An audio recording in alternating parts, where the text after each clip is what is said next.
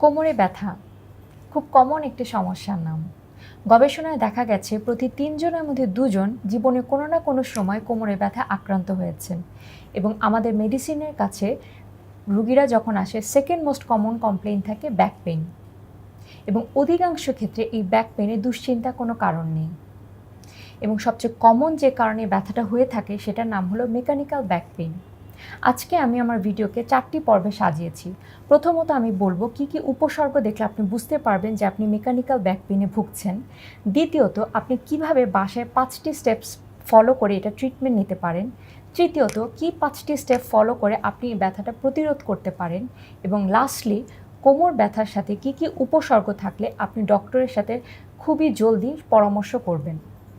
প্রথমে আসি mechanical back পেইনের উপসর্গগুলো নিয়ে। এটি মূলত ৫টি উপসর্গ আছে। প্রথম হলো এই ব্যথাটি হঠাৎ করে শুরু হয় এবং ঝুঁকে অথবা ওজনের ভারী কিছু জিনিস উঠানোর পর থেকে ব্যথাটা হঠাৎ করে শুরু হয়।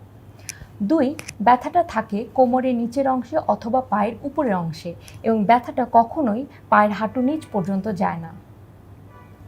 ৩ ব্যথাটা যখন হয় তখন দেখা যায় আপনি যখন কাজকর্ম করবেন তার সাথে সাথে ব্যথাটা বাড়ে এবং রেস্ট নিলে ব্যথাটা কমে যায়। ৪ ব্যথাটা মাঝে মাঝেই হয়, আমরা এটাকে বলি রিকারেন্ট পেইন এবং গবেষণায় দেখা গেছে আপনার একটা পেইন এপিসোড হওয়ার পরে ৪০% পসিবিলিটি আছে ৬ মাসের মধ্যে আপনার আরেকটি এপিসোড হওয়ার। ৫ প্রগনোসিস, এই ব্যথার প্রগনোসিস খুবই ভালো। দেখা যায় ৩০ ভাগ মানুষ ২ দিনের মধ্যে সম্পূর্ণ সুস্থ হয়ে যান এবং ৯০ ভাগ মানুষের সাধারণত ৬ সপ্তাহের মধ্যে সম্পূর্ণ রিকভারি লাভ করে এবং 10% মানুষ বা ১০ ভাগ মানুষ যারা বাদ থাকেন তাদের দেখা যায় ব্যথাটা অনেক দিন পর্যন্ত থাকতে পারে এবং তাদের কোনো একটা সাইকোলজিক্যাল কনফ্লিক্ট থাকতে পারে, যেমন কাজের সমস্যা অথবা পারিবারিক সমস্যা, স্ট্রেস, অ্যাংজাইটি, এগুলো খুব ইম্পর্টেন্ট রিস্ক ফ্যাক্টরস এই ব্যথাটা অনেক দিন থাকার পেছনে। এবার আসি ট্রিটমেন্টের ব্যাপারে। ট্রিটমেন্টের আগে একটু বলতে চাই যে এই মেকানিক্যাল লো ব্যাক পেইনে আমাদের আসলে কোনো ইনভেস্টিগেশন যেমন এমআরআই, এক্স-রে বা সিটি স্ক্যানের কোনো প্রয়োজন নেই। এবার আমি ট্রিটমেন্ট সম্পর্কে বলবো। ৫টি ট্রিটমেন্ট যেটা আপনি বাসায় বসে নিয়মিত নিয়ে আপনার এই ব্যথাটা আপনি সারিয়ে ফেলতে পারেন।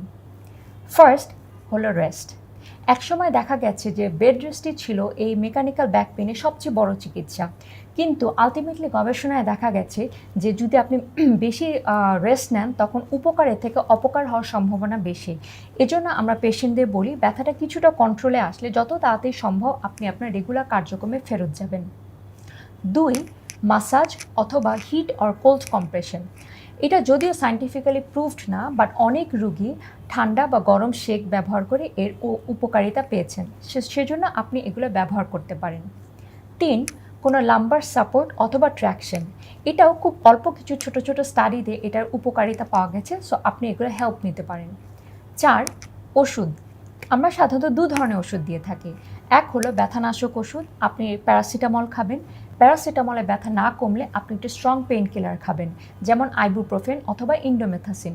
তবে এখানে বলে রাখা প্রয়োজন, আপনি যদি ডায়াবেটিস, কিডনি সমস্যা, হাঁপানির রোগ অথবা অন্য কোনো অসুখ থেকে থাকে তাহলে ডাক্তারের সাথে কথা বলেই এই স্ট্রং পেইন কিলারগুলো খাবেন। এই ব্যথানাশক ওষুধ ছাড়া আমরা আরেকটা ওষুধ দিই, সেটা হলো মাসল রিল্যাক্সেন্ট। কারণ এই ব্যাক পেইন যখন হয় তখন দেখা যায় আমাদের কোমরের মাংসগুলো শক্ত হয়ে থাকে, সো মাসল রিল্যাক্সেন্ট দিলে ব্যথাটা কিছুটা কমে যায়। ৫ হলো ফিজিক্যাল থেরাপি। আপনার ব্যথাটা যদি ৬ সপ্তাহের বেশি হয় তখন আমরা কিছু রশ্মি অথবা স্পেশাল কিছু ট্রিটমেন্টের মাধ্যমে এটা চিকিৎসা দিয়ে থাকি। তখন আমরা কোনো ফিজিওথেরাপিস্ট বা ফিজিক্যাল মেডিসিন স্পেশালিস্টের হেল্প নিয়ে থাকি। এটা ধরেন আপনার যখন ব্যথা হলো তখন আপনি এই জিনিসগুলো করলেন। এরপর আমি ৫টি স্টেপসের কথা বলবো যেগুলো আপনি নিয়মিত প্র্যাকটিস করলে আপনি ব্যথাটা প্রতিরোধ করতে পারেন। এই রিলেটেড আসলে আমি আরও বলতে চাই যে আপনার কী কী কারণে এই ব্যথাগুলো হয়ে থাকে, এ সম্পর্কে জানলে এই ব্যথাটা প্রতিরোধ করা খুব সহজ হবে। ফার্স্ট হলো ব্যাড পশ্চার।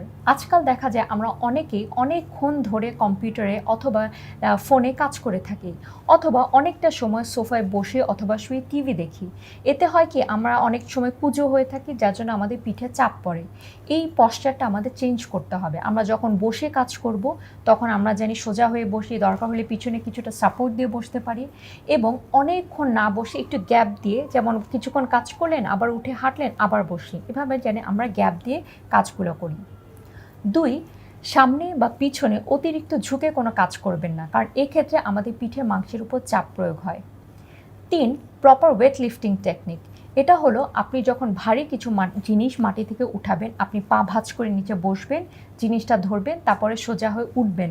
এতে করে পায়ের উপর চাপ পড়বে, কিন্তু আপনার পিঠের মাংসের উপর চাপ প্রয়োগ হবে না। 4. আপনার যদি ওজন বাড়তি হয়ে থাকে তাহলে ওজন কিছুটা কমাতে হবে, কারণ অতিরিক্ত ওজন আমাদের পিঠের মাসলকে উইক করে ফেলে। 5. আমাদের পিঠের মাসলকে স্ট্রং করার জন্য আমাদের কিছু এক্সারসাইজ করতে হবে, যেগুলোকে আমরা বলি ব্যাক স্ট্রেংথেনিং এক্সারসাইজ। আপনি কোনো ফিজিওথেরাপিস্ট, জিম ইনস্ট্রাক্টর, ম্যাগাজিন অথবা ইন্টারনেট থেকে এই ব্যাপার হেল্প নিতে পারেন। আপনি যদি এই 5টি স্টেপ রেগুলার ফলো করেন তাহলে আপনি লো ব্যাক পেইন থেকে, রিকারেন্ট এপিসোড থেকে অবশ্যই মুক্তি পাবেন। এবার আমি কিছু উপসর্গের কথা বলবো, যেগুলো আপনার খুব মনোযোগ দিয়ে খেয়াল করতে হবে। এগুলোকে আমরা বলি হচ্ছে রেড ফ্ল্যাগ সাইন। আপনার ব্যাক পেইনের সাথে এই সমস্যাগুলো যদি থাকে তাহলে অবশ্যই ডাক্তারের সাথে কথা বলে নেবেন। এগুলো কি? 1 নম্বর হলো আপনার ব্যথাটা কোনোভাবেই সারছে না এবং দিনে দিনে ব্যথাটা বেড়ে চলেছে এবং এমন একটা পর্যায়ে গেছে যে আপনার রাতে ঘুমও হ্যাম্পার্ড হচ্ছে ব্যথার জন্য। 2. আপনার কোনো ট্রমার হিস্ট্রি আছে, যেমন পিঠে কখনো ব্যথা পেয়েছেন অথবা অ্যাক্সিডেন্ট হয়েছে, এরপর ব্যথাটা শুরু হলো। 3. আপনার বয়স যদি 20 বছরের নিচে অথবা 55 বছর বয়সে উপরে হয় যখন এই ব্যথাটা শুরু হলো। 4. ব্যথার সাথে সাথে আপনার এক পা অথবা 2 পা দিন দিন অবশ হয়ে যাচ্ছে অথবা মাংস শুকিয়ে যাচ্ছে, এগুলো একটা ওয়ার্নিং সাইন। 5. আপনার যে গোপনাঙ্গ আছে সেখানে আপনি অবশ অনুভূতি ফিল করছেন অথবা আপনার পেশাব আটকিয়ে গেল অথবা মলদ্বারে কন্ট্রোল হারিয়ে ফেলেন, এগুলো আমাদের একটা ওয়ার্নিং সাইন। 6. আপনি যদি ক্যান্সারের রোগী অথবা অনেক দিন ধরে স্টেরয়েড খাচ্ছেন অথবা হাড় ক্ষয়জনিত সমস্যায় ভুগছেন তাহলে অবশ্যই ডাক্তারের সাথে কথা বলে নেবেন। এছাড়াও আরও কিছু সিমটমস আমাদের খুব খেয়াল করতে হবে। যদি আপনার ব্যাক পেইনের সাথে জ্বর অথবা ওজন কমে যাওয়া অথবা অতিরিক্ত ঘাম হচ্ছে, এই ধরনের সমস্যা থেকে থাকে। আমরা ব্যাক পেইন সম্পর্কে মোটামুটি একটা আইডিয়া পেলাম যে সবচেয়ে কমন ব্যাক পেইন কী কারণে হয়ে থাকে এবং কিভাবে এর পরিত্রাণ পাওয়া যায়।